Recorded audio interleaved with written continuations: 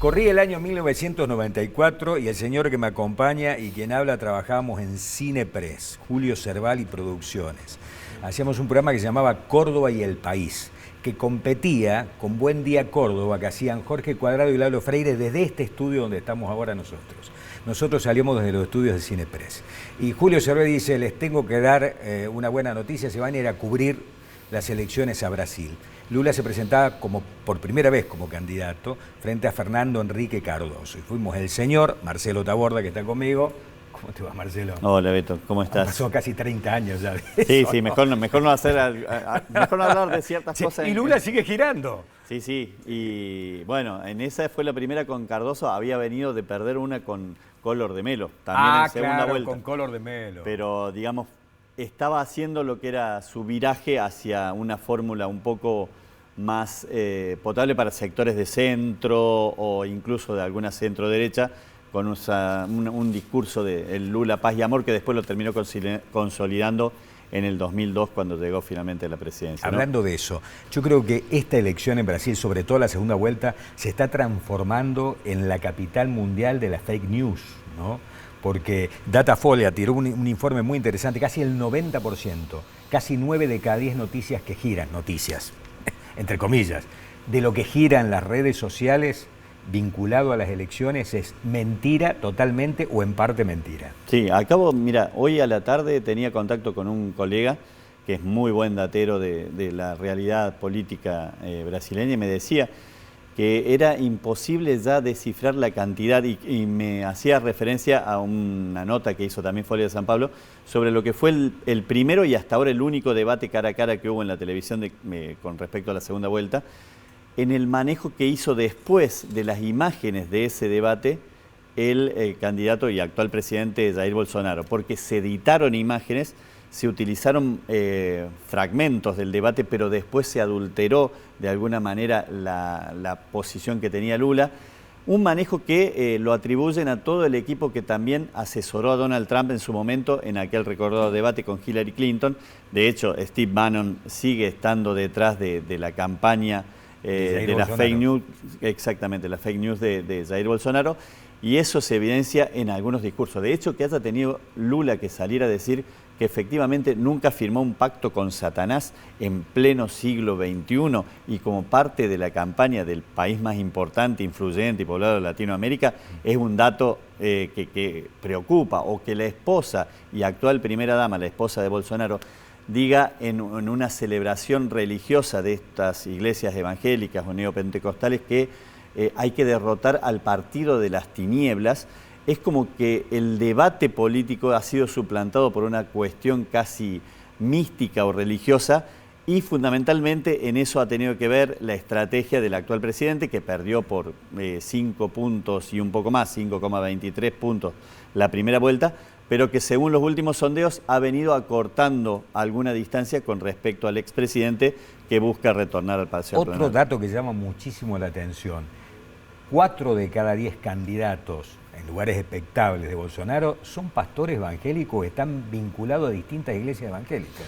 Sí, se ha reforzado ese arco en el cual él se había recostado de las 3B, Biblia, bala y buey, es decir, las iglesias neopentecostales, los hombres de las Fuerzas Armadas en actividad y en retiro, sobre todo la oficialidad joven. Alguna jerarquía militar no le causa tanta simpatía a algunos de los planteamientos que hace Bolsonaro con respecto al Estado de Derecho incluso, o avasallar a otros poderes, y son mucho más cautos, pero esa oficialidad joven sí le responde, y algunos militares en retiro también, y el resto es el agronegocio, sobre todo del centro-oeste de Brasil, con Mato Grosso a la cabeza, que ha visto florecer muchos de esos negocios y que ahora también trata de seducir con algunas medidas o algunas promesas electorales Lula, y eso también hace albergar alguna cierta duda en lo que va a pasar en ese segmento específicamente.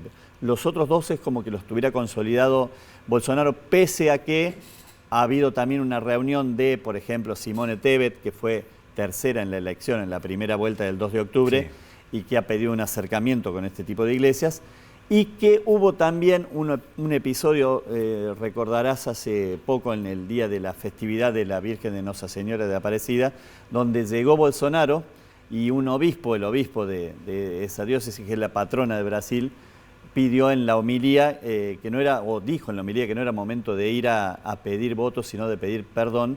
Y hay otro fragmento en el cual hace referencia al himno de Brasil que habla de la patria amada, y dijo diferenciar lo que es la patria amada de lo que es la patria armada. Es como que la jerarquía católica y la conferencia de obispos de Brasil católicos estuviera dando también una voz de alerta sobre esta idea de llevar al aspecto religioso que tienen estas otras iglesias, como por ejemplo la Iglesia Universal del Reino de Dios, o algunas otras que manejan, además de grandes sumas de dinero, medios de comunicación que son muy poderosos y que también se traducen en esas fake news a las que vos hacías referencia. ¿Qué pasó con las encuestas?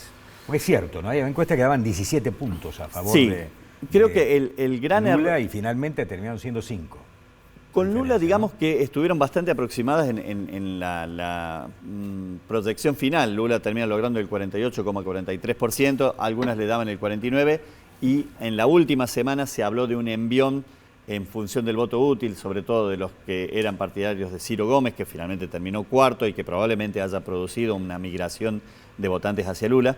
Pero lo que no midieron era el peso que aún tiene Jair Bolsonaro. Y digo aún tiene porque todavía no está resuelta la votación en esta segunda vuelta, pese a que si uno hiciera una traspolación matemática y dice, bueno, el tercero o la tercera y el cuarto ya le dieron el apoyo explícito. De hecho, Tebet además milita por Lula en las calles, en los actos, no es simplemente un apoyo tácito, sino que está reclamando el voto para él, y también de sectores que eran antes o hasta hace no mucho fueron refractarios.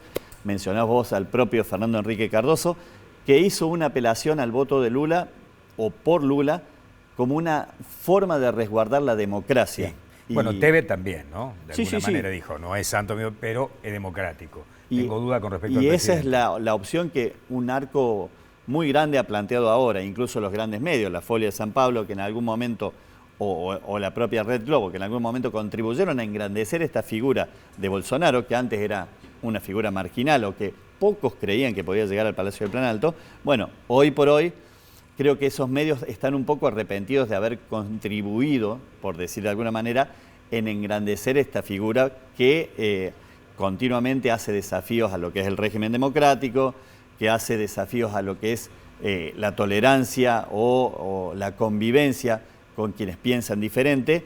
Y bueno, por citar algún ejemplo, de la primera a la segunda vuelta, él fortaleció a su núcleo duro, hizo un discurso de intransigencia y al mismo tiempo hizo un discurso de avanzar sobre aquellas cuestiones que había prometido endurecer. Y también tuvo comentarios muy peyorativos o denigrantes para los que habían sido los votantes de Lula, sobre todo el bastión del nordeste de Brasil, Bahía, Pernambuco, Ceará. Es decir, a esos los consideró analfabetos, lisa y llanamente, o dijo que Lula era el candidato de los bandidos cuando fue a hacer un acto en el complejo de Alemão ahí en Río, sí, con una caravana que dijo Bolsonaro que podía estar ahí porque Lula era el candidato de los criminales. Es decir, el nivel de agresividad de la campaña motivó y el manejo que se hace en las redes con estas fake news, de hecho, esa manipulación de imágenes del primer debate ha hecho que Lula ya haya dicho que no va a ir, por ejemplo, al debate que estaba planteado para hoy en CNN y Estado de São Paulo, y probablemente no vaya al de SBT tampoco. Habrá que ver, creo que el domingo era el de la red. ¿Eso qué impacto puede tener en la gente? Consultaba hoy mismo también a colegas y dice que a esta altura de las circunstancias, en los debates ya está en el aire, no se fijan. Que cada uno está fijando posición y que la estrategia mayor es, más que ganar simpatías propias, es generarle antipatías al adversario. Es decir, marcarle los errores al contrincante, que es lo que suele ocurrir. Argentina muy metida en esta elección, ¿no? Por un lado, algunos integrantes del kirchnerismo intentando colgarse del cuello de Lula, no sé si le hacen bien o no le hacen bien con esto, y el hijo de Bolsonaro reunido en Buenos Aires con algunos dirigentes de derecha, podríamos decir, ¿no? Pichetto, algunos liberales, etcétera. Javier Milei, que hizo un spot, grabó un spot incluso diciendo que los brasileños pidiéndole que no votaran por el presidiario como comunista, literal. Hoy hablar de Lula como alguien comunista es realmente hacer un mensaje dirigido a alguien que o es ignorante o es malintencionado, sí, evidentemente. No, claramente. Y eso sí se dio también, movió muchos comentarios también el videíto que se viralizó del Eduardo Bolsonaro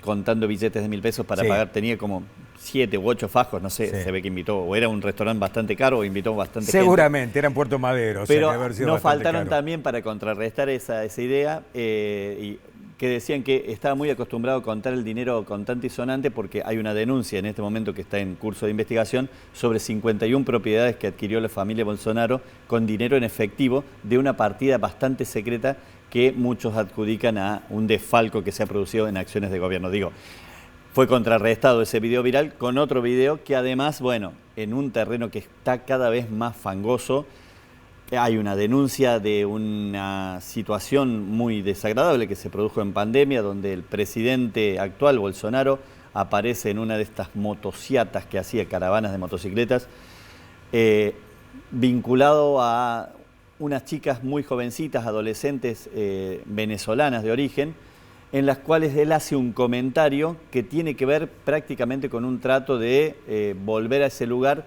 incluso las trata de prostitutas, pero después pidió disculpas y porque lo tratan de pedófilo él. Exactamente. Por este comentario. Y fue peor la aclaración en cuanto al impacto que produjo. No, es peligrosísimo con la lengua de Bolsonaro. Eso es lo que me decían estos colegas que van a ver. Dice, nos aprestamos a ver los 10 días más largos y difíciles en lo que hace a campaña de lo que tengamos memoria. Es decir, en las últimas elecciones del retorno de la democracia en 1985 nunca se había llegado a un nivel de denigración y digamos, una denostación del adversario, sobre todo, bueno, generado en este caso por quienes más contacto y seguidores tienen en las redes, y en esto hay que decir que el actual presidente corre con ventaja porque tiene más seguidores, las viene usando hace mucho más tiempo. El otro día se veía en una entrevista que le hacían a Lula que había tenido mucho éxito en ese reportaje en Wall, que había batido un récord de Bolsonaro, y decían que bueno, Lula se asumía como que yo soy más analógico. El 27 de octubre, es decir, la semana que viene, Lula cumple 77 años.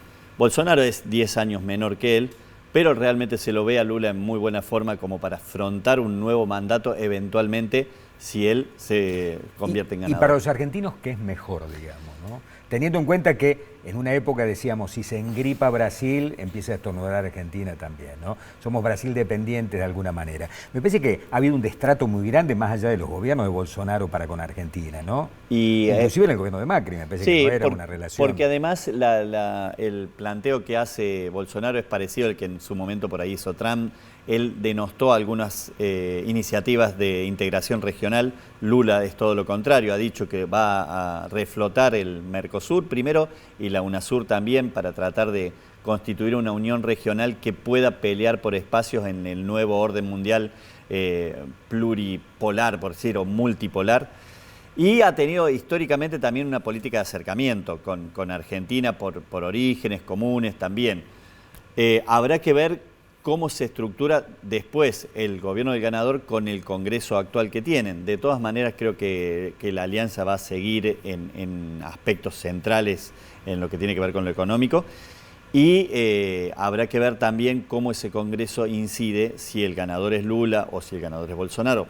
Se supone que puede tener mayor afinidad por lo que han sido los resultados en la primera parte de la elección, pero también es cierto que Lula ha sido siempre un hábil negociador para establecer acuerdos y generar consensos para llevar adelante su política. Hay hasta un proyecto de anclar el peso al real. Este es un proyecto muy radical de Martín Tetaz, que dice, la manera de terminar rápidamente con la inflación en Argentina es atar el peso al real, que es mucho más factible que atar el peso al dólar, porque no tenemos dólares.